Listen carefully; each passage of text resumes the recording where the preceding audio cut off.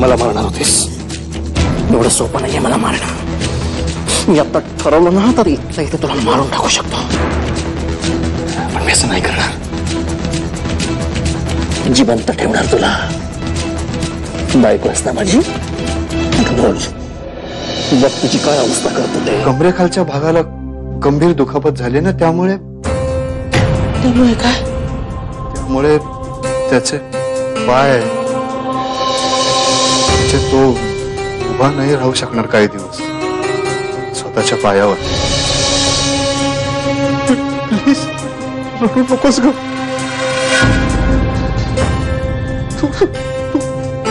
मला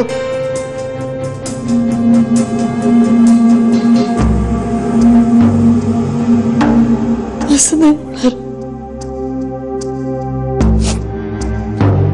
आपला आकाश नक्की बरा होईल. मला माहिती आहे सांगणं खूप सोपं आहे, पण सांभाळ स्वतःला. असं समज की देव तुझी परीक्षा पाहतोय. अगं माणूस जो संकटाला सामोरं जातो ना, तोच त्याच्यावर विजय मिळवतो. जो घाबरतो त्याला आयुष्यभर मान खाली घालून जगावं लागतं. काही लागलं तर मी आहे. कधीही काही लागलं तरी फोन कर. आता तू त्या केसचा विचार करू नकोस. त्याच्यामुळेच तर झालंय सगळं.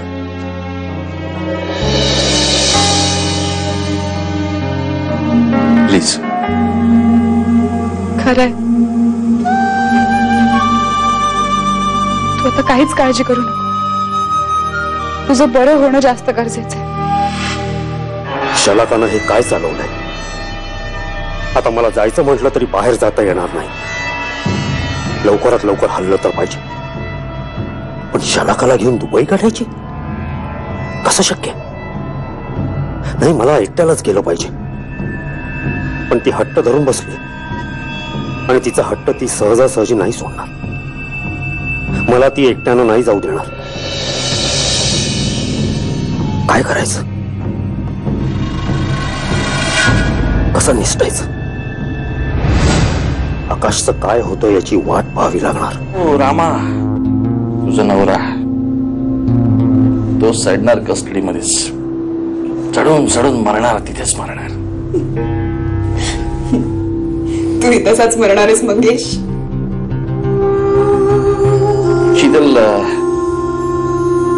माझ्यावर चिडून मला शिव्या शाप देऊन काय उपयोग नाही का? त्यापेक्षा नीट वाग माझ्याशी. बाबा, मला त्रास देऊ नकोस, नाही तर तू सगळा त्रास त्या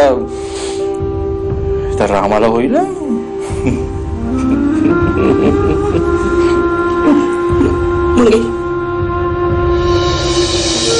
तू त्यांना काही करू नकोस प्लीज. त्यांनी काय वाकडं केलंय तुझं? जे काय केलं ते मी केलंय ना. प्लीज काही करू नकोस. असं आव्हान स्वीकारण्यासाठीच मी पोलीस खात्यात नोकरी करतोय.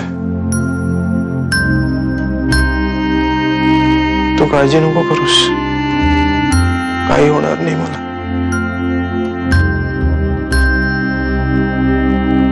मला फक्त माझ्या पायांवर उभं राहू दे. मग मी त्या मंगेशला सोडणार नाही. आता ही शेवटची लढाई. तर तो वाचेल, नाहीतर. शांत हो आकाश. आपण ह्या सगळ्याचा विचार नंतर करू का प्लीज? तुला इतकं बोलायची परवानगी नाहीये. डोळे मिट बरं तू. शांतपणे झोप. खूप लवकर बरा होणार आहेस.